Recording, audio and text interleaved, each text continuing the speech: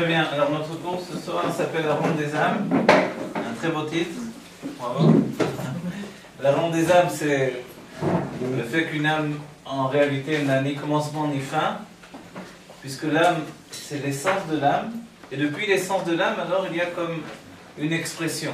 Cette expression ce sont les niveaux de l'âme. Le niveau le plus bas c'est le Nefesh, ensuite il y a le Ruach, ensuite la Neshama, et ensuite Chaya, et ensuite Yechida.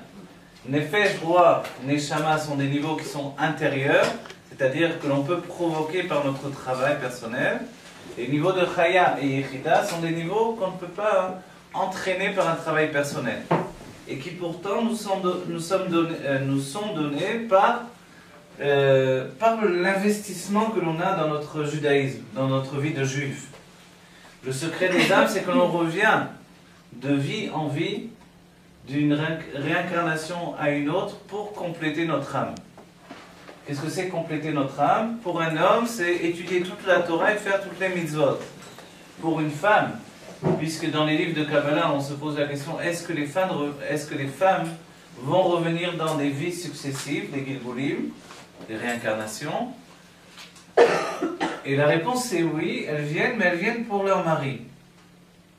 Le travail des femmes, c'est de venir au monde pour permettre à leur mari de se réaliser dans la Torah et les mitzvot. C'est-à-dire que la vie que l'on fait a un but unique, se réaliser dans Torah et mitzvot à un tel point que l'on doit atteindre une perfection. Et tout ce que l'on fait autour, en fait, c'est comme un satellite qui tourne autour de ce point essentiel. Les sages vont rajouter un enseignement qui lui est lourd de conséquences. Ils nous disent que on doit connaître Dieu et que si on vient dans le monde et on ne travaille pas pour connaître Dieu, alors il aurait mieux valu qu'on ne vienne pas dans le monde. C'est lourd. Et ça, je disais encore plus grave pour expliquer ce fait-là. Si bien que connaître Dieu pour nous, c'est apparenté au fait d'étudier la Kabbalah. La Kabbalah elle a plusieurs aspects. Elle a la philosophie de la Kabbalah qui vient nous parler des mondes divins, la structure de tous les mondes divins, puisque ce monde où nous vivons, c'est la résultante de mondes infinis qui ont précédé. Et puis il y a une autre part de la Kabbalah qui, elle, vise à l'explication de l'âme, comme les livres du Harizal, qui sont appelés, par exemple, Sefer HaGilgulim, Shar HaGilgulim. Ici, on abordera l'âme. L'âme, qu'est-ce que c'est? C'est comme un résumé de tout ce qui se passe dans les mondes divins. Dans les mondes divins, il y a 10 sphirot, de manière générale. Dans notre âme, il y a 10 forces de l'âme. La correspondance entre les sphirotes et notre âme, c'est une correspondance qui est directe. C'est bien que toutes les fois que nous exprimons notre âme, on l'exprime finalement par 10 sphirotes. C'est-à-dire que même notre corps est fait à l'image des 10 sphirotes. Et quand on parle de la ressemblance avec Dieu, c'est la ressemblance avec les sphirotes du monde de Hatzilut, le monde de l'émanation. Vous comprenez jusque-là? Qu'est-ce que ça veut dire finalement qu'un être, un homme, est fait de 10 sphirotes qui s'appellent dans son être à lui 10 forces de l'âme. Et par ces 10 forces de l'âme, on s'exprime, on chante, on parle, on pleure, on rit, on est triste, heureux, on donne, on garde, on reprend. Vous voyez? Sans arrêt, on utilise les 10 sphirotes. L'âme elle-même, cette ronde ininterrompue de l'âme, c'est une ronde qui fait qu'elle part d'elle-même, elle s'égare dans des vies, elle revient à elle-même. Et c'est pour ça que toute la Torah se résume au fait de faire tchouva. Faire tchouva, c'est pas uniquement d'être plus religieux tout le temps. Faire tchouva, c'est par le biais de la religion, si vous voulez, dans cette optique-là, par le biais de Torah et Mitzvot plus précisément, je dois atteindre l'expression de mon âme. C'est-à-dire que tous les jours de ma vie, je dois les passer à devenir moi-même. Combien de temps ça prend pour devenir soi-même totalement? Devenir soi-même, c'est-à-dire s'exprimer totalement avec son âme, alors ça prend des vies et des vies. Et quand on voit une personne aujourd'hui, on veut quelquefois la recommencer, on veut l'éduquer, on veut faire d'elle une autre personnalité, on veut la faire entrer dans un moule, mais on oublie que cette femme-là, cette personne-là, c'est une finalité d'une vie qui a commencé il y a des siècles auparavant. Des siècles auparavant, une personnalité qui est venue la première fois dans le monde a commencé à s'exprimer. Au départ, cette personne avait une part de perfection qu'elle portait avec elle. Et puisque le cours ici ce soir il fait suite à la Iloula de l'Admorazaken, et que l'Admorazaken était une âme nouvelle, on est obligé de s'arrêter sur l'idée de qu'est-ce qu'une âme nouvelle. Est-ce que vous avez étudié ça? Qu'est-ce que c'est une âme nouvelle? Qu'est-ce que ça veut dire ce terme-là? Une âme nouvelle, on va dire c'est facile, c'est une âme qui vient la première fois au monde. C'est pour ça que je vous ai fait venir. Voilà. Alors on va dire bravo, c'est vrai, c'est une âme qui vient la première fois au monde, mais ça ne suffit pas. Pourquoi? Parce qu'il y a de nombreuses âmes qui viennent la première fois au monde et qui ne s'appellent pas pour autant une âme nouvelle. Alors on va dire comment ça se fait. Ça se fait que finalement il y a une condition. Et la condition première remonte à l'époque de Adam Arishon, le premier homme. Pour que l'âme nouvelle soit une âme nouvelle, elle a besoin de ne pas avoir fauté avec le premier homme, avec Adam Arishon. Laissez-les dehors, les filles, laissez-les dehors, les chaises, c'est pas la peine de les rentrer. Pardon. Alors vous avez compris ce point-là, c'est essentiel. Si vous êtes une âme nouvelle, qu'est-ce que c'est la première condition? Il ne faut pas avoir fauté avec le premier homme, avec Adam Arishon. C'est-à-dire que les âmes nouvelles ont senti qu'il allait fauter et elles ont fui Adam Arishon avant la faute. C'est ce que dit le Harizal. C'est très important. C'est-à-dire qu'une âme nouvelle n'est nouvelle que quand elle ne porte pas sur elle l'ancienneté de la faute d'Adam Arishon. Autrement, elle n'est plus appelée une âme nouvelle. Ensuite, les âmes vont toutefois passer par, si elles étaient incluses dans Adam Arishon, elles vont passer également, la plupart du temps, par Caïn et Hevel, qui sont encore deux âmes générales. Adam Arishon était le premier homme, une âme générale qui portait en lui toutes les âmes juives, des âmes divines uniquement. L'égoïme n'existait pas tant qu'il était dans le Gan Eden. Dès qu'il sort du Gan Eden, les âmes vont commencer à se perdre et ça va donner naissance également aux âmes d'égoïme.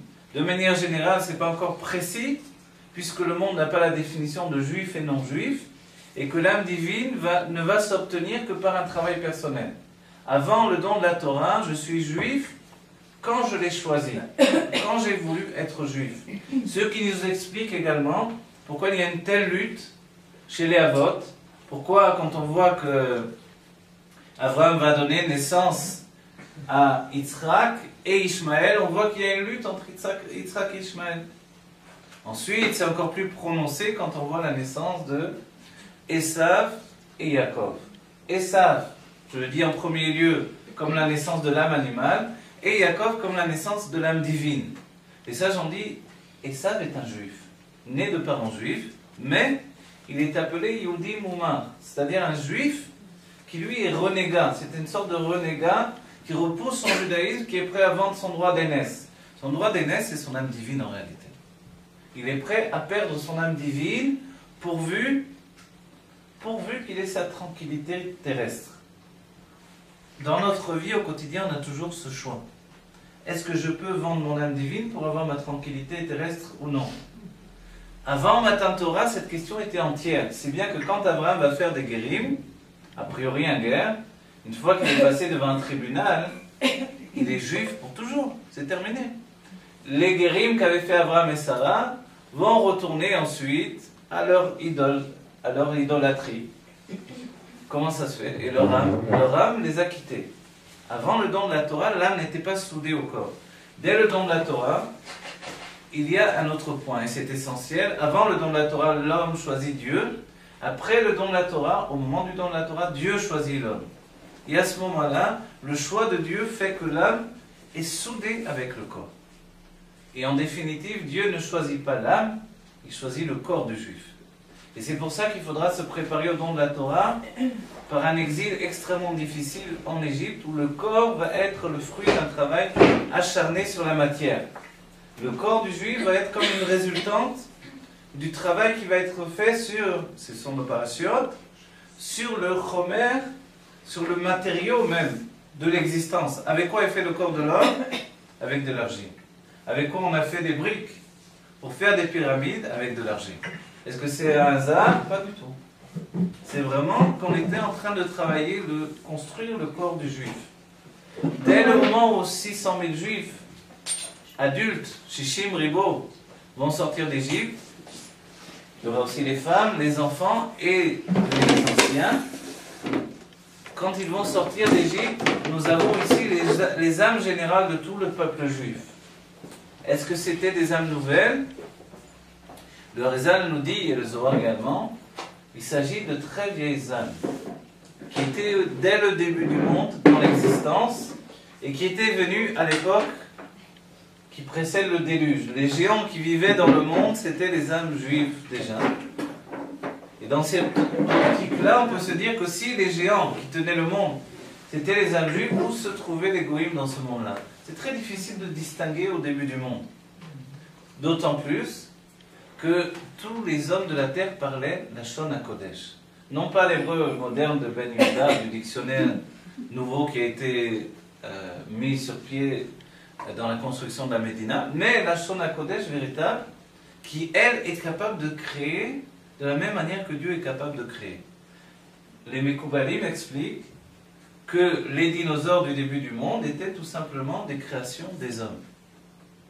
En vérité, je n'ai jamais vu de traces écrites de ce que je vous dis là, mais c'est une massorette que les Mekoubalim de Jérusalem se transmettent de l'un à l'autre, et le fait que finalement les dinosaures du début du monde étaient créés par des gens qui étaient également des géants.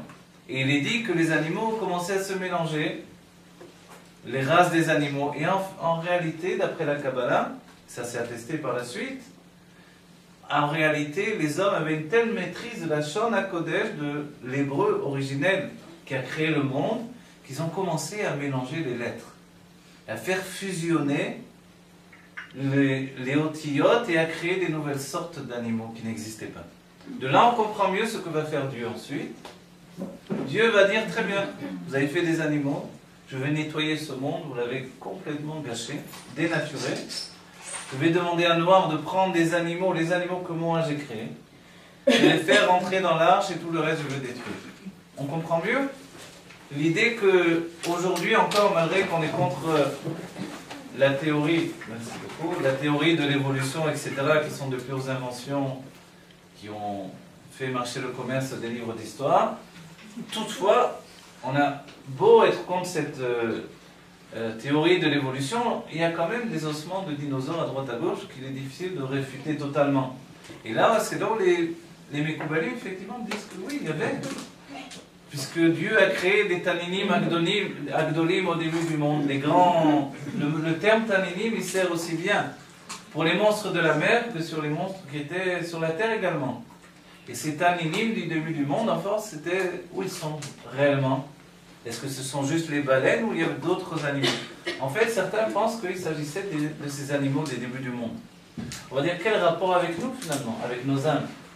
En fait, il faut bien dire que si dans l'âme, il y a une conscience du bien, il peut y avoir une conscience du mal également.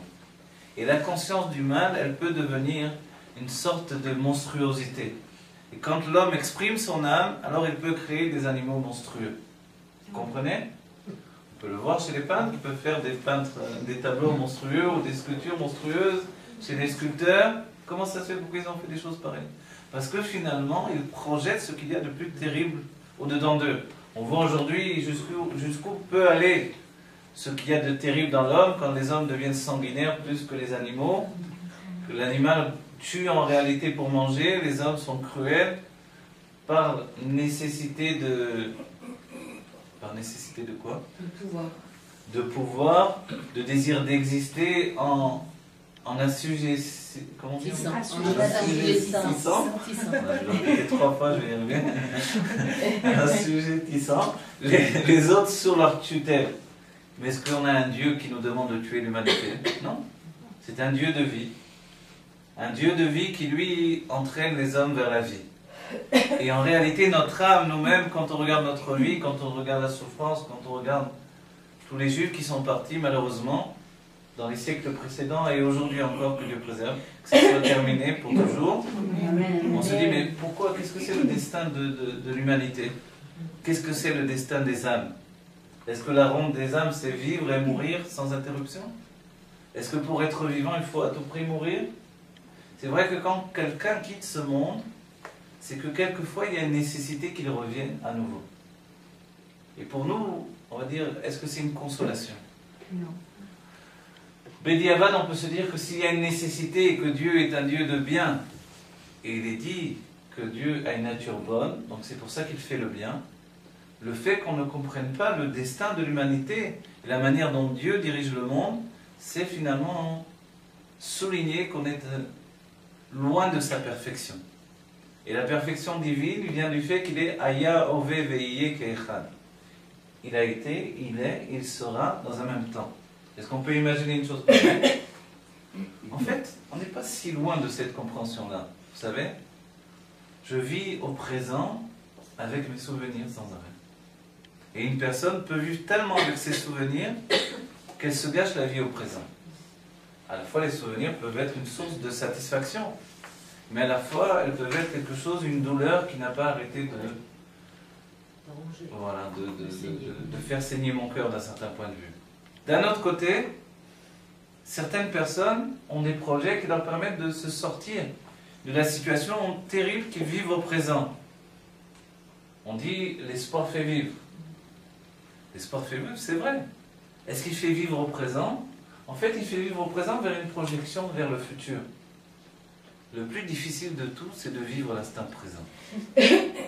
L'instant présent, finalement, alors, c'est comme un téléphone qui sonne et puis il n'y a pas d'abonné au numéro que vous avez demandé. Alors, l'instant présent, c'est le plus difficile. Pourquoi? Parce qu'il nous demande de totalement rejeter le passé et le futur. Est-ce que l'instant présent est provoqué par l'âme ou provoqué par le corps? Qu'est-ce que vous dites si on vous donnait vraiment un... Parce qu'il y a des rabbinim qui posent des questions pour répondre. Ici, c'est des vraies questions. Est-ce que l'instant présent peut être provoqué par l'âme ou uniquement par le corps? Ou est-ce qu'il peut être provoqué uniquement par l'âme ou également par le corps? Alors? Le corps, les deux. Plus les deux.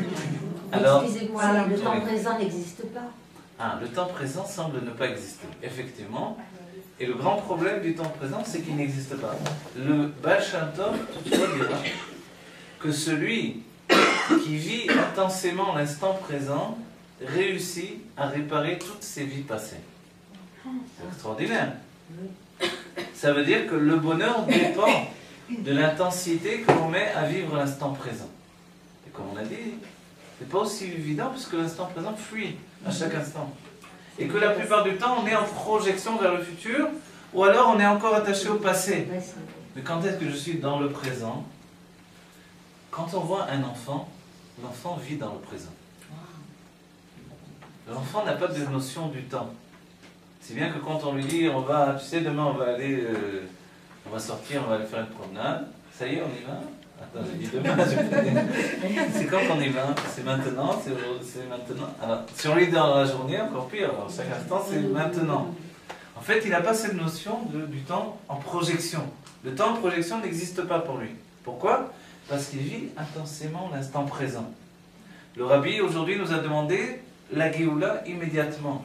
C'est nouveau en fait dans le judaïsme. Les Tanaïm disaient qu'il y ait la Géoula mais pas de mon temps. Vous savez pourquoi? Alors ils ne voulaient pas la Géoula, oui ils voulaient la Géoula mais pas de leur temps. Parce qu'ils savaient très bien que la Géoula allait exiger d'eux qu'ils allaient descendre dans la Gdusha, qu'ils allaient se confronter avec tout ce que l'on se confronte aujourd'hui, que le monde allait être dans un bilboul terrible, une confusion incroyable, et que finalement ils voulaient garder leur esprit pour la Torah. Alors ils repoussaient la Géoula d'une autre époque. Aujourd'hui, nous avons des âmes beaucoup plus insensibles, beaucoup moins grandes, certes, on est beaucoup moins intelligents également, mais la Torah qui nous est donnée est plus grande que jamais. Tout le monde peut étudier dans le monde entier. Vous voulez voir des cours de Jacob Korda, je n'ai pas besoin de venir ici à chaque fois. Vous regardez, vous tapez Jacob Korda sur YouTube et vous allez voir des centaines de vidéos. C'est facile. Vous voulez voir des cours de... Je ne vais pas faire de la publicité pour les autres rabbinim. Ils ont qu'à faire leur propre publicité. Etc. etc. C'est-à-dire qu'il n'y a pas d'impossibilité aujourd'hui, finalement. On veut savoir quelque chose, même une question arabe, on peut aussi la taper sur l'ordinateur et après, pouvoir déjà pas passer pour un imbécile devant le rave. On a un petit peu de connaissance de la question. On a quand même besoin du psak halakha du rave, mais on peut déjà approcher la chose. On ne peut pas dire qu'on ne savait pas. Voilà. Et après, effectivement, on voit même les déos, les Sfaradim font ça, les Ashkenazim font ça, et on commence déjà à réfléchir. Aujourd'hui, on est dans une génération où chacun d'entre nous peut accéder à toute la Torah. Est-ce que c'était vrai pour les générations passées? Non. Il y avait ce qui s'appelle des Yechidei Sgula, et eux, par exemple, pour les secrets de la Kabbalah, eux seulement pouvaient y accéder. Aujourd'hui, chacun d'entre nous, par le biais de l'étude de la Chassidoute, on peut aborder des sujets de Kabbalah qui n'étaient même pas étudiés par les grands Mekoubalim des siècles passés. Comment ça se fait? Qui plus sait, quand on pose la question, est-ce que les femmes se réincarnent? On s'étonne de voir des grands Mekoubalim, comme le Réchit Chochma, poser cette question. On va dire pourquoi? Pourquoi? Évidemment que oui, pourquoi non? La question c'est que, compte tenu que les femmes n'ont pas à faire toutes les mitzvot, puisque les femmes ne sont pas liées aux mitzvot chez Azman Grama, liées par le temps, elles sont au-delà du temps, elles ont un cycle naturel dans leur corps qui est lié dans le temps, qui les installe dans le temps, mais les mitzvot que les femmes doivent faire ne sont pas attachées au temps. Alors, pourquoi finalement on pose la question est-ce qu'elles doivent venir et revenir d'une vie à l'autre? Parce que finalement elles ne doivent pas faire toutes ces mitzvot qui sont liées au temps. Ça nous enlève beaucoup de mitzvot. Quand on fait le Kriyat Shema du matin, c'est lié au temps. Etc. Des tas de tefilot de la journée, des tas de mitzvot de la journée, des tas de... On voit que c'est énormément lié au temps, au moment précis. Les femmes n'ont pas ces mitzvot-là. Donc effectivement, la question se pose. Puisque la réincarnation, c'est un cycle temporel également, est-ce qu'elles reviennent? Alors la réponse, l'une des réponses essentielles du Harizal et des livres de Kabbalah, c'est qu'elles reviendront pour aider leur mari à atteindre leur perfection. Maintenant, qu'est-ce que c'est l'homme et la femme au niveau de l'âme? Je mets tout en bloc, après on va essayer de démêler tout ça, d'accord? Qu'est-ce que c'est l'homme et la femme au niveau de l'âme? L'homme et la femme, ce que l'on appelle le Zivug Ha'amiti, c'est une âme, une seule âme, qui elle se sépare en deux. Au début du monde, vous vous rappelez comment on dit en français un Zivug Ha'amiti?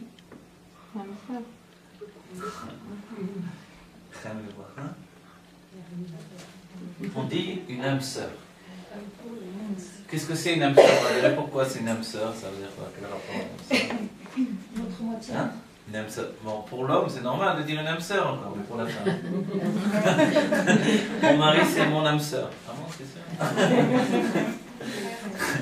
Ça fait bizarre. Bon, c'est l'âme qui est sœur, alors c'est l'âme qui est féminine, d'accord, mais c'est une féminine masculine ou une masculine féminine? Alors, on ne comprend pas, c'est quoi ce terme? Pourquoi on utilise le terme l'âme sœur? En fait, il faut se rappeler qu'au début du monde, Caïn et Hevel, par exemple, les enfants d'Adam, Arishon et de Chava, sont nés avec leur âme sœur. Ce qui voulait dire quoi? Ah, certains vont dire, ah, il y avait des autres sur la terre, à part Adam, Arishon, et Caïn et Hevel, voilà, c'est l'explication.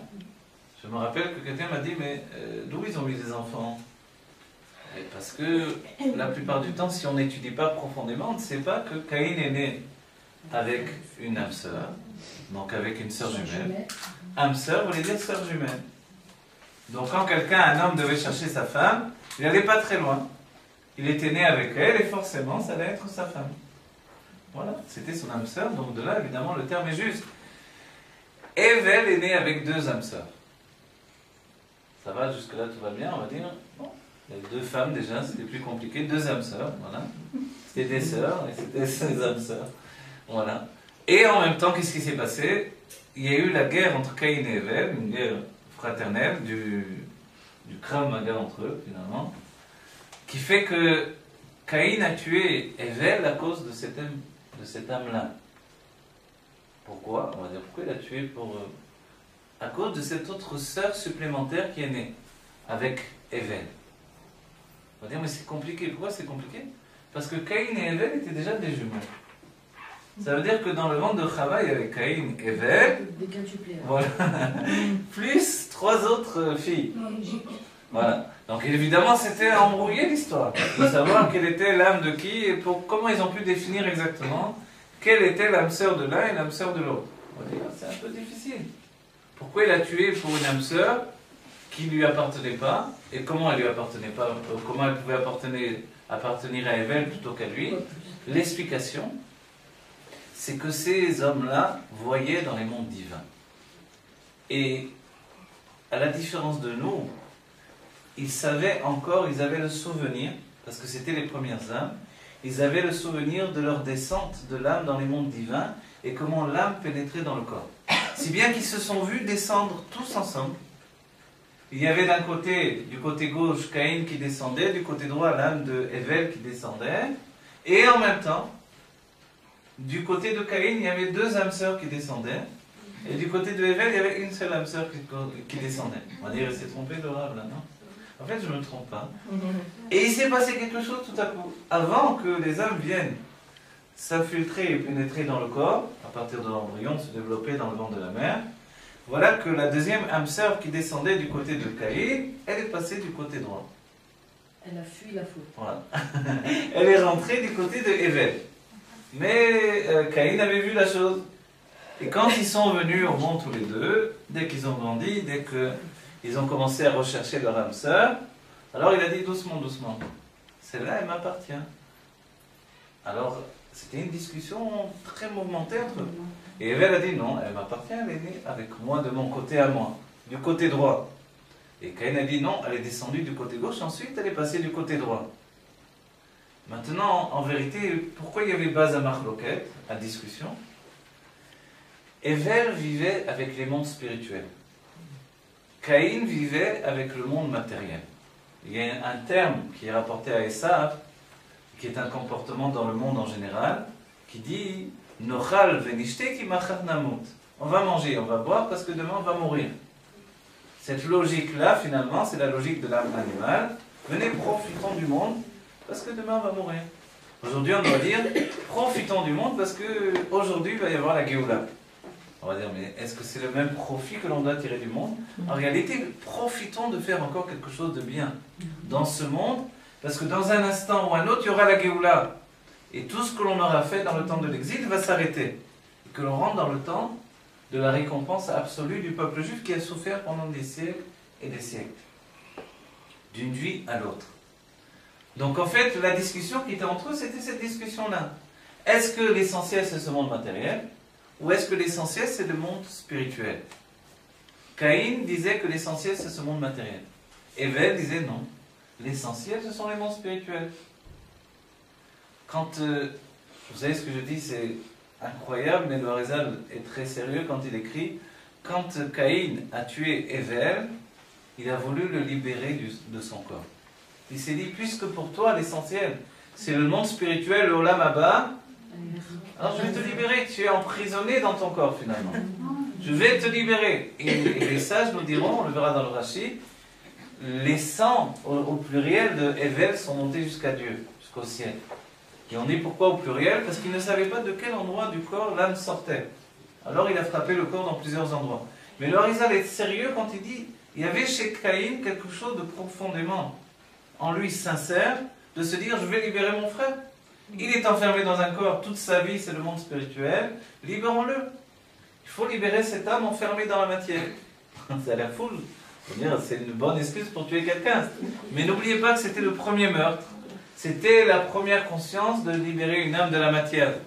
Quand on n'a jamais connu ce qu'est un meurtre, quand des hommes qui étaient purs, des enfants finalement, dans leur esprit ils étaient comme des enfants, malgré que c'était des enfants de génie qui voyaient dans les mondes divins en même temps, pour lui, finalement, c'était, puisque son frère vivait avec les mondes spirituels, il devait les rejoindre à tout prix. Mais ce qui est plus compliqué à comprendre, c'est, puisque chez Caïn, l'essentiel c'était le monde matériel, comment il a discuté sur le fait que l'âme était descendue avec lui du côté spirituel, l'âme de sa sœur jumelle. Il aurait dû dire, l'essentiel c'est le matériel, le monde concret, donc elle est née avec mon frère, c'est fini. Elle est née de son côté à lui. Et c'était une marloquette qui reviendra à l'époque de Korah. Korah va faire la marloquette. Korah portait en lui l'âme de Hevel également, comme Moshe Rabbeinu. Et quand il est décrit Vaikar Korah, Korah va prendre sur lui l'âme de Caïn. Et il va se lever contre Moshe Rabbeinu. Qu'est-ce qui fait qu'il a la force de se lever contre Moshe Rabbeinu? C'est qu'il a finalement une âme, on va dire une âme sœur au niveau masculin ici, un niveau d'âme qui est en proximité avec celle de Moshe Rabbeinu. Ils se partagent la même âme. Et là on pose une question immédiatement. Pourquoi c'est possible que deux personnes dans la même vie possèdent la même âme? En fait oui. Ici dans la pièce maintenant, il peut très bien qu'il y ait 2, 3, 4 femmes qui possèdent la même âme. Chez une personne, c'est le niveau de Nefesh, chez l'autre c'est le niveau de Ruach, et chez l'autre le niveau de Neshama. C'est quoi la différence? Nefesh, c'est une âme qui est liée à l'action. Donc une personne a une force particulière dans l'accomplissement au niveau de l'action. Elle est tout le temps en train de faire des mitzvot, de faire du bien autour d'elle, d'agir concrètement. Une autre personne a beaucoup plus de mal dans l'action, mais elle est une personne positive. Elle aime l'étude, et particulièrement l'étude qui est reliée à la psychologie. Et vraiment, elle a un amour démesuré de l'autre juif. Cette personne-là se réalise dans le roi. Une troisième personne, par contre, a besoin de comprendre toutes choses. Elle a besoin de pénétrer dans la philosophie, dans l'étude profonde. Je parle de la philosophie de la Kedusha, de la Torah, et de comprendre Dieu, de comprendre comment il dirige le monde, comment il organise ce monde divin, qu'est-ce que ce sont les âmes, etc. Tous ces secrets-là. Cette âme-là, elle est liée au niveau de la Neshama. Imaginez que la même personne possède ces trois niveaux de l'âme. Est-ce qu'elle peut réaliser la perfection de ces trois niveaux dans une même vie? Non, c'est impossible. Pour réaliser la perfection d'un seul niveau de l'âme, il faut savoir que chaque niveau possède tous les niveaux. C'est-à-dire que dans une vie, je suis occupé à remplir un niveau de l'âme, et que ensuite, la plupart du temps, je reviendrai dans une nouvelle vie compléter un autre niveau de l'âme. Vous voyez? Et que quelquefois, quand une personne ne veut pas quitter le monde, le Harizal explique un certain yichud à faire, une unification céleste, une intention particulière, et la personne le matin se réveille avec une nouvelle âme. Elle est comme une personne nouvelle. Maintenant, si on revient en arrière, qu'est-ce qu'une nouvelle âme? Une âme qui est venue la première fois dans le monde. Est-ce que le Rabbi de Lubavitch c'est une âme nouvelle? Non, c'est une âme très ancienne. A priori, la réincarnation de l'âme de Moshe Rabbeinu. Est-ce qu'il y avait des âmes nouvelles? En fait, il n'y en a pas eu énormément pendant tout le temps de l'exil. Dès qu'une âme nouvelle est venue dans le monde, c'était pour apporter une nouveauté. Alors le Baal Shem Tov qui apportait le dévoilement de la Chassidut, c'était une âme nouvelle sans doute. En fait, non. Le Baal Shem Tov était la réincarnation d'un grand sage qui ne croyait pas à la réincarnation. C'était le Rav Saadia Gaon, un des Gaonim, donc Rabbi Saadia Gaon, un des grands Gaonim de l'époque des Gaonim. Et malgré qu'il était un immense Mekoubal, puisqu'il a écrit tout un pirouche, une explication du Sefer Yetzira, cependant, il ne croyait pas à la réincarnation des âmes. Et moi j'ai étudié du Rav Ginsburg, qui rapporte dans un écrit, que le Baal Shem Tov va faire la réparation du Rav Saadia Gaon. Comment il va faire la réparation? Il va dire, je suis le Gilgul de Rabbi Saadia Gaon. Ce faisant, il va faire la réparation en exprimant que finalement il possède son âme et qu'il affirme qu'il y a des Gilgulim. Mais en même temps, comme le Rav Saadia Gaon, il ne base pas, à l'image du Harizal, toute sa construction sur les réincarnations. Chez le Harizal, tout est construit selon les règles de la réincarnation. Chez le Baal Shem Tov, tout est construit selon l'intensité de l'effort à l'instant présent. Qu'est-ce qui vaut mieux pour nous, pour nos générations?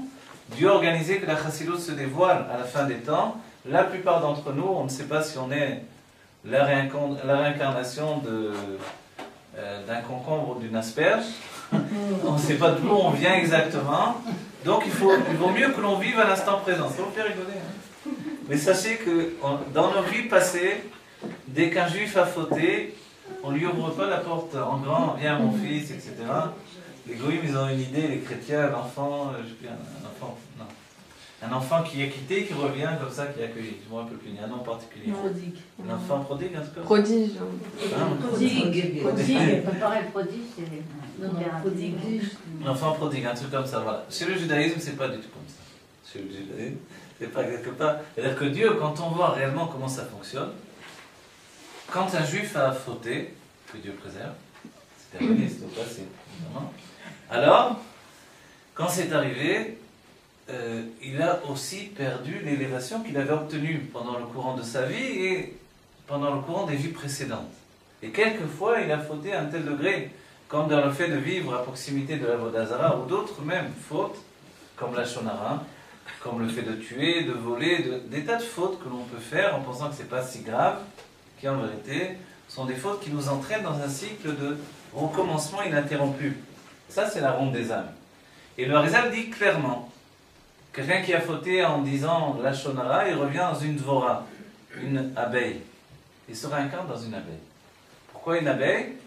Parce que l'abeille, c'est dvora, en hébreu, c'est la shon dibour. On entend une abeille, écoutez d'oreille, ça fait beau.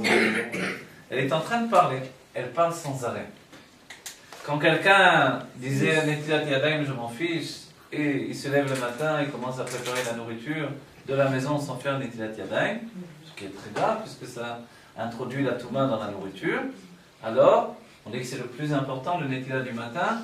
D'après la Kabbalah, d'après le Zohar, il faut vraiment mettre à côté du lit pour ne pas faire 4 coudées sans Netilat Yadayim, autrement on serait Chayav Mita, sous-entendu que notre âme pourrait subir un dommage grave par rapport à ça. Donc, le Netilat du matin, c'est très important.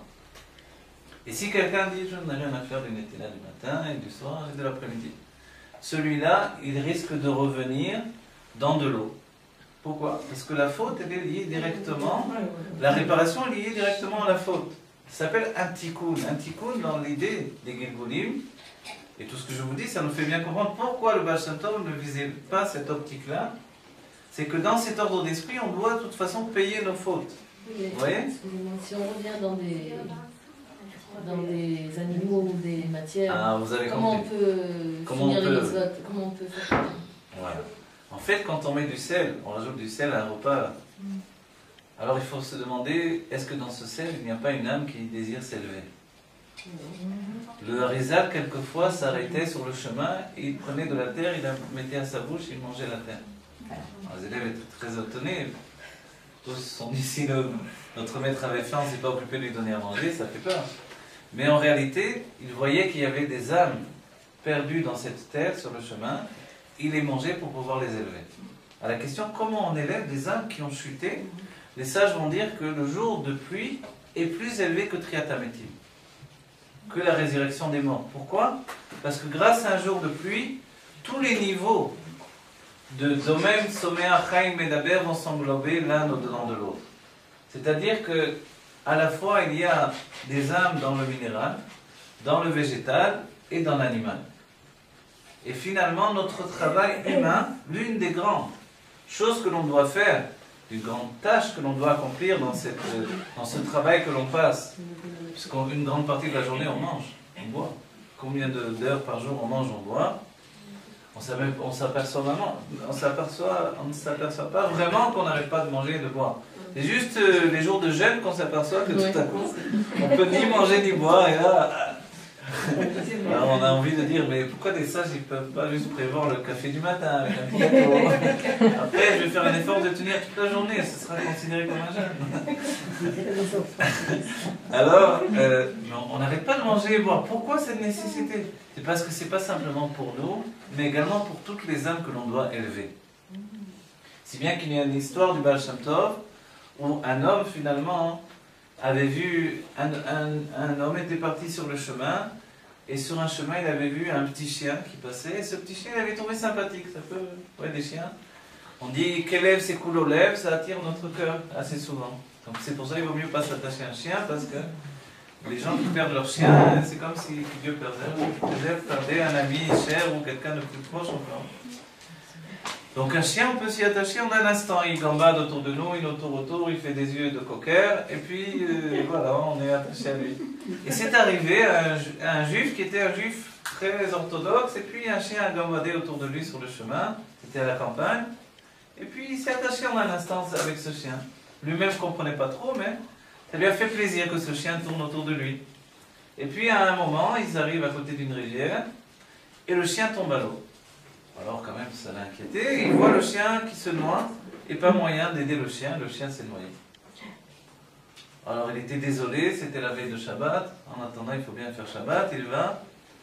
Et il arrive dans un endroit, et un pêcheur vient de pêcher un poisson, il lui propose le poisson, il dit d'accord, je prends le poisson pour Shabbat.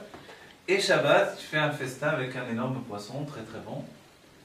Et finalement, à la Seuda Shlishit, il va écouter le Baal Shem Tov à la Beth Knesset, et le Baal Shem Tov lui dit, au moment où il arrive, le Baal Shem Tov se lève devant lui. Alors il ne comprend pas pourquoi le Baal Shem Tov lui fait un grand kabbat comme ça. Et le Baal Shem Tov finit par lui expliquer, l'âme de ton père est avec toi. Donc je me suis levé pour lui faire honneur. Alors lui a été très étonné que l'âme de son père était avec lui. Et le Baal Shem Tov lui explique qu'elle avait besoin de faire un tikkun, une réparation, et qu'elle était venue dans ce chien. Et le chien, quand il a vu finalement son fils, il est venu tourner autour de lui, et le fils n'a pas pu s'empêcher d'avoir de l'affection pour ce chien. Le chien s'est ensuite noyé, et immédiatement il s'est réincarné dans un poisson. Le poisson a été pêché, et lui a acheté le poisson, et il a mangé finalement le poisson pour Shabbat, et c'est comme ça qu'il a réussi à élever l'âme de son père. C'est une histoire de fou, hein? Il a mangé son père. Il a mangé son père. Vous voyez comme c'est? On dit, mais c'est quoi cette histoire? C'est affreux d'un certain point de vue. D'un autre point de vue, c'est merveilleux parce que grâce à ça, il a pu aider son père à se réparer. On va dire, mais pourquoi il a fallu absolument que ça soit son propre fils? Parce qu'il y a des sources de l'âme et il y a des familles d'âme également. Les familles d'âme, c'est une grande question que l'on se pose dans les Neshamot. On a quelques cours pour parler des Neshamot. Pensez bien qu'on a une question qui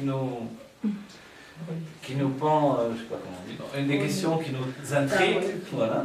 La question c'est, est-ce que nos familles, donc nos familles, je ne parle pas des familles d'âme pour l'instant, nos familles, le père, la mère, le fils, le frère, le cousin, est-ce que ces familles, d'une vie à l'autre, est-ce qu'elles reviennent toujours dans le même ordre des choses? Non.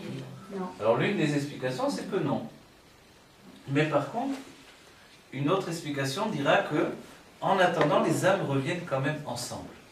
Et quand on appelle des familles d'âmes dans la Pnimiut Torah, c'est pas forcément le cycle de père, fils, frère, sœur. Ça peut un peu transmuter comme ça. C'est-à-dire que le père devient le frère, la sœur devient la mère, etc. Les choses vont bouger. Mais quoi qu'il en soit, comme on dit, vous savez, il y a un terme qui est utilisé dans le business, on ne change pas une équipe qui gagne. Elle a gagné. Dans la vie précédente, on dit, vous avez des plus grandes chances de gagner ensemble. On revient ensemble à nouveau. Et cette proximité, finalement, on verra quelquefois qu'une sœur se conduit comme une mère par rapport à sa sœur. On va dire, c'est normal ou c'est pas normal?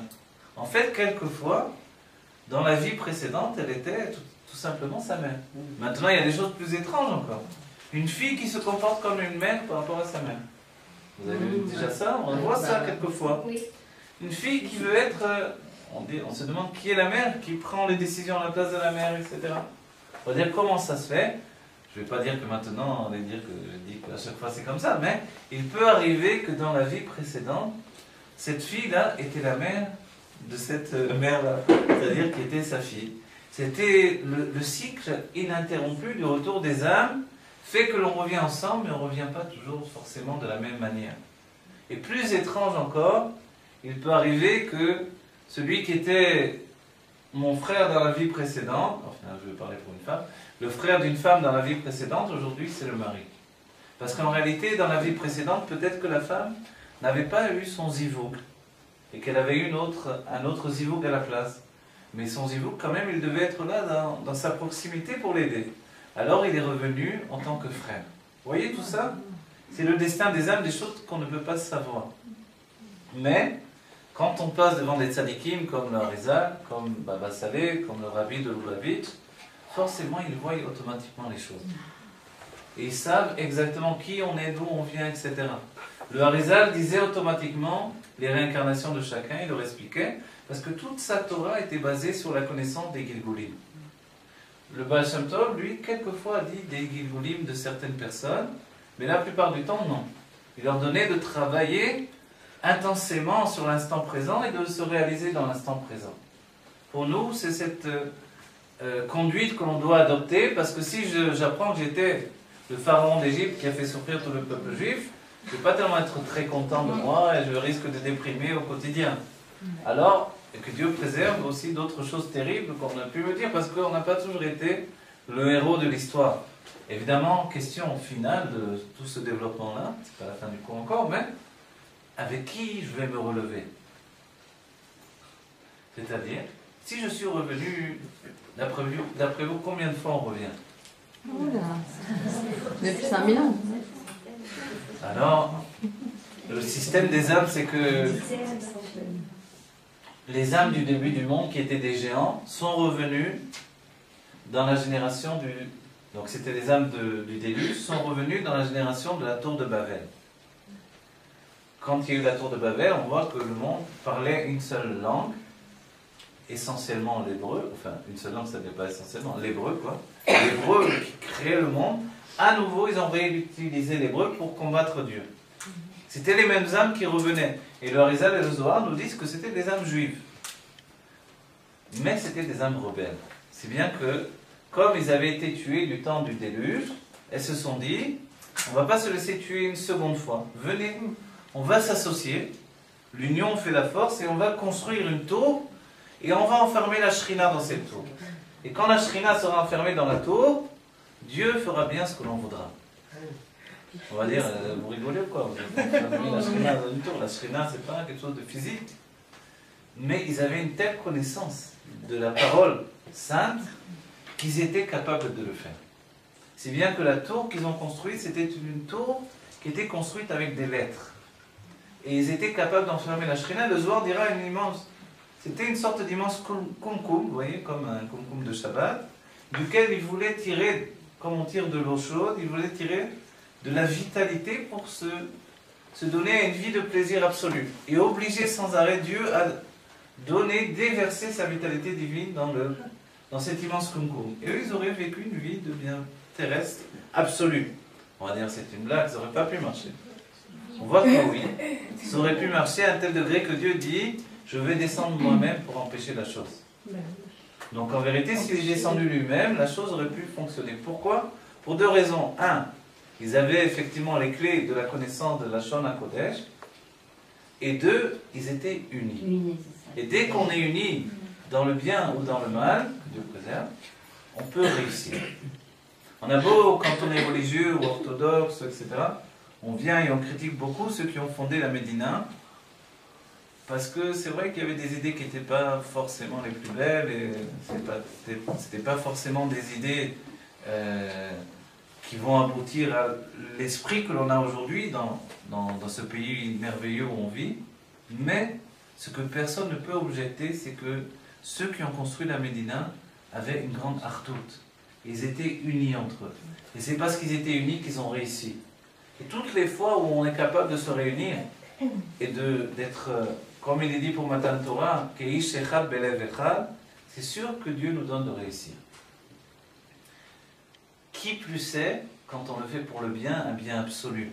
Vous voyez? Donc aujourd'hui, quand on se réunit tous ensemble, comme ceux qui ont fondé la Médina et qui ont été contre vents et marées, et qui ont tenu le coup contre l'histoire finalement. Et grâce à Dieu, ils ont réussi. Aujourd'hui, ce que l'on veut construire, c'est la Géoula Amitit V'Ashlema. C'est-à-dire qu'au sein même de ce pays où l'on est, dans la terre d'Israël, où se dévoile l'essence de Dieu, on doit réussir, nous, à entraîner le monde vers la Géoula, qui elle va être le fait que la terre d'Israël va se répandre sur le monde entier. Et qu'il n'y aura plus, comme au moment de la sortie d'Égypte, le fait de fuir un pays pour se retrouver délivré dans un autre pays, en attendant que l'on tombe également dans l'exil dans ce pays pour aller chercher un autre pays. Dans la Géoula, il n'y aura plus d'endroit en dehors de Dieu. Toute l'humanité, toutes les consciences humaines, aussi bien que toute la vie sur terre et que tous les endroits de la terre, tout ne sera uniquement que du bien absolu, parce que tout ne sera uniquement que le dévoilement de Dieu. Quand on verra que tout est Dieu, que nous sommes Dieu, que notre âme est Dieu elle-même, il n'y aura plus de raison de chercher du mal. Il est dit que le Mashiach fera ce qui est annoncé dans la prophétie, Bila Amavet la Netza. Il va détruire la mort pour l'éternité. Et il va enlever le mal du monde. Il n'y aura plus de mal dans le monde. Et en dernier lieu, il va effacer les larmes sur tous les visages. On a beaucoup pleuré. Il y a des gens qui pleurent encore pour ceux qui sont partis. On le voit un moment dans les informations. On est attristé. Quelquefois, on arrive même à pleurer un petit peu. On est dans un jour de crime nous-mêmes. Ça nous entraîne à pleurer peut-être. Mais après, la vie reprend son cours. Mais les gens continuent à pleurer parce que c'est trop douloureux. Yaakov Avinu a pleuré extrêmement longtemps. Son fils Yosef. Les gens encore aujourd'hui pleurent leurs enfants qui sont partis. Et c'est, on va dire, c'est insoutenable et c'est impensable que ça continue comme ça. Et c'est pour ça que l'on doit s'éveiller dans notre judaïsme. Se dire que le judaïsme, c'est pas juste une couleur de chapeau, une paire de lunettes et une barbe et un qui se roche et une perruque. Le judaïsme, c'est plus profond que ça. Ce sont ces âmes du début du monde qui sont venues, qui ont souvent chuté, mais qui toujours se sont relevées. C'est ça le judaïsme. Et qui ont été capables de faire abstraction de leurs différences pour apporter une même réussite à l'ensemble de notre communauté juive, qui est une communauté d'âmes juives. En fait, on est capable d'apporter la Géoula parce qu'on est capable de se retrouver ensemble. Comme finalement aujourd'hui. Je ne sais pas, mais je vois des chapeaux différents, des coiffures différentes, etc. Je me dis peut-être qu'il y a des tendances différentes. En fait, c'est ça qui est merveilleux. C'est que l'on puisse se retrouver tous parce qu'on a un même amour de la Torah, un même amour de Dieu, un même amour des tzadikim, et ça nous réunit toujours. Donc en réalité, la Torah, dans notre âme, elle s'installe et elle fait de nous des êtres immortels. Maintenant, le fait que l'on apprenne tous les jours sur l'âme, c'est quelque chose de merveilleux. On revient en arrière à nouveau. Qu'est-ce qu'une âme nouvelle? Oh là là, j'allais vous le demander. Une âme nouvelle. Ouais, je vous assure. Une âme nouvelle, c'est une âme qui est venue pour la première fois au monde, même si elle est venue par le biais de Caïn et Èvel. Mais quand elle vient pour la première fois au monde, c'est-à-dire qu'elle est parfaite. De la même manière que le premier corps que l'on prend est parfait, et que si des personnes vont naître avec une maladie physique, ce n'est pas une création divine, c'est parce qu'ils ont eu un accident dans une vie passée, et qu'il y a une mémoire du corps comme il y a une mémoire de l'âme. Vous avez compris ça? Pourquoi elle vient au monde si elle est parfaite? Ah, c'est une bonne question. Elle vient au monde non pas pour elle-même, si elle est parfaite, mais elle vient pour les autres, pour apporter un chidouche dans le judaïsme. On a dit le Baal Shem Tov a dévoilé la chassidoute à tout le monde entier, mais ce n'était pas un chidouche. La chassidoute a toujours existé. C'était l'essence de la Torah, l'introspection profonde de la Torah, qui ne se dévoilait pas parce qu'une essence, on ne peut pas la saisir, elle n'a pas de langage, elle ne fait pas partie du pardès de la Torah, elle est l'intériorité profonde de la Torah. Elle se transmettait de prince de la génération en prince de la génération. Est venu le Baal Shem Tov et le temps était venu de la donner à tout le monde.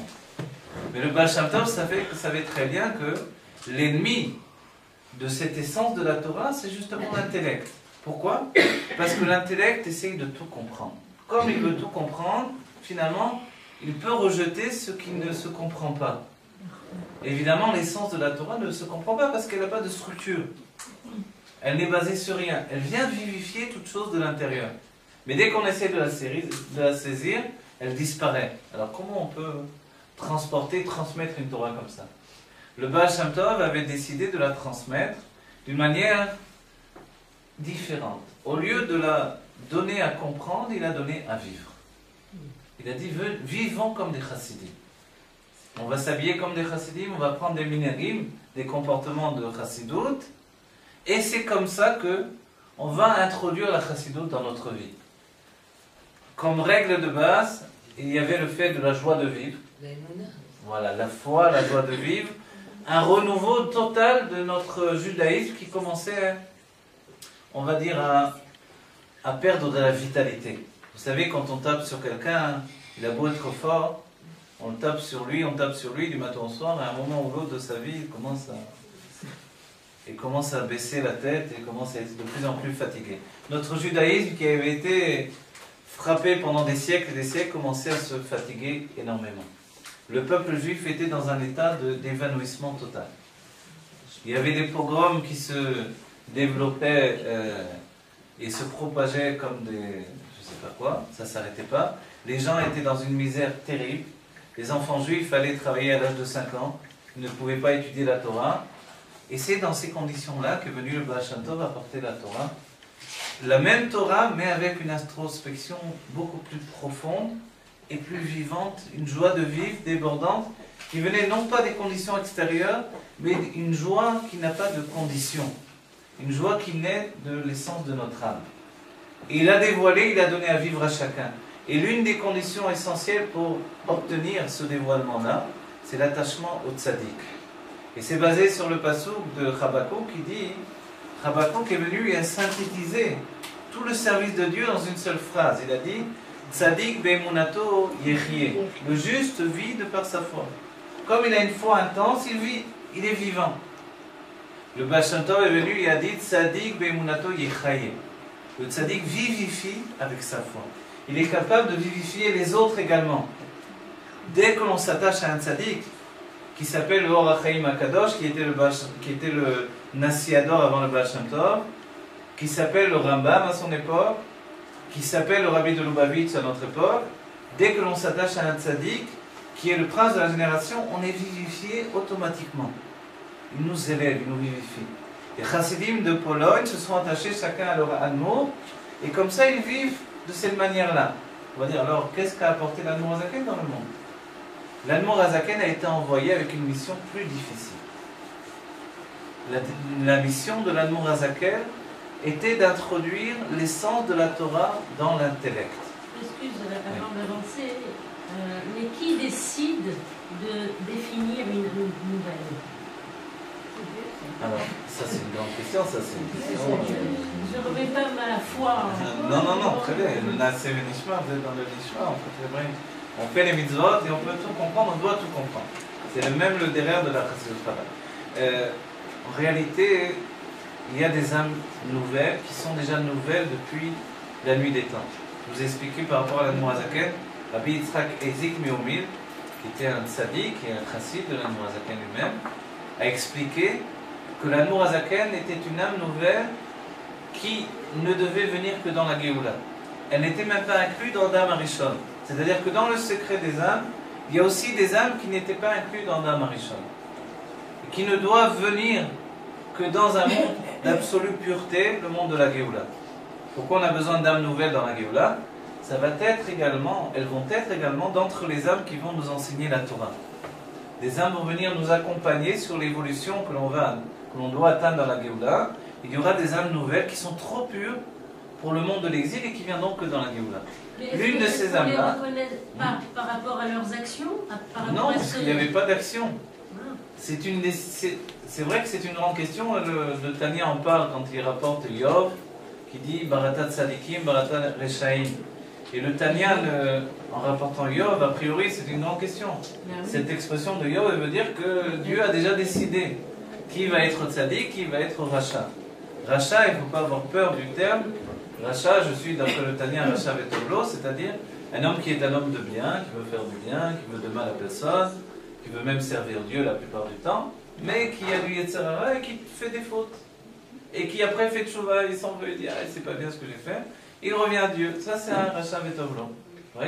Un Racha Veralo, que Dieu préserve, c'est quelqu'un qui n'a plus de remords du tout, il peut faire n'importe quoi, il s'en fiche. Donc il n'y en a plus, pratiquement plus dans le monde aujourd'hui, vous a dit le Rabbi. Et il y a un niveau intermédiaire avant les tzadikim, c'est le Benoni, lui, il ne fait aucune faute, mais il a un Yetzirah comme nous. Et après, il y a le tzadik Veralo. Le tzadik Veralo, c'est un tzadik qui ne fait aucune faute, qui n'a pas de Yetzirah. Alors on va dire, c'est quoi le Ralo chez lui, non? C'est qu'en réalité, il n'a pas un total dégoût du monde. C'est-à-dire qu'il y a encore il y a encore comme une poussière d'attrait pour certaines choses dans le monde. Vous voyez, quelqu'un qui jeûne tous les jours, mais il aime bien le chocolat.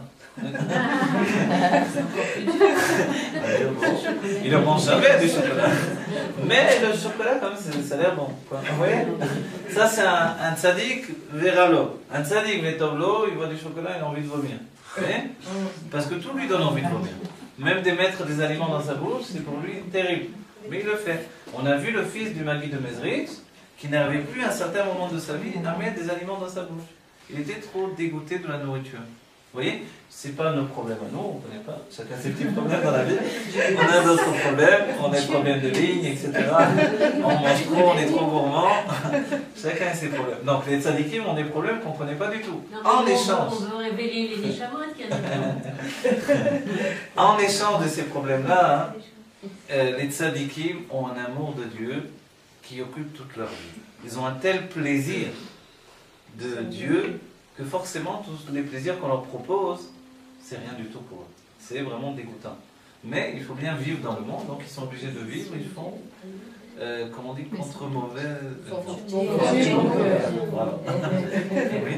Vous avez dit que l'Admorazaken ne devait venir, que l'âme de l'Admorazaken ne devait descendre qu'à la Géoula. Oui. Mais c'est grâce à la chassidoute de l'Admorazaken que pouvait venir la Géoula. Exactement. C'est parce qu'il ne devait venir que dans la Géoula qu'il était lié à la Géoula. Et que sa venue dans le monde est de provoquer la Géoula. Qu'est-ce que la Géoula, en fait? La Géoula, dans la Kabbalah, est reliée à un niveau qui s'appelle... Ne sautez pas en l'air de ce que je veux dire. Hein. C'est pas parce que j'ai un chapeau et des lunettes que je veux dire ça maintenant. La Géoula, dans les livres de Kabbalah, est liée à ce qui s'appelle Chabad. Chabad, ça ne veut pas dire le mouvement Chabad, ça ne veut pas dire la Chassidut Chabad, ça veut dire les trois attributs intellectuels. C'est qu'en réalité, la Géoula chez nous, c'est quand on atteint le niveau de l'être adulte. Devenir adulte, c'est être en Géoula. On va dire, mais non, les adultes, ils sont tristes, ils sont, je sais pas quoi, ils sont trop sérieux, ils n'aiment pas vivre.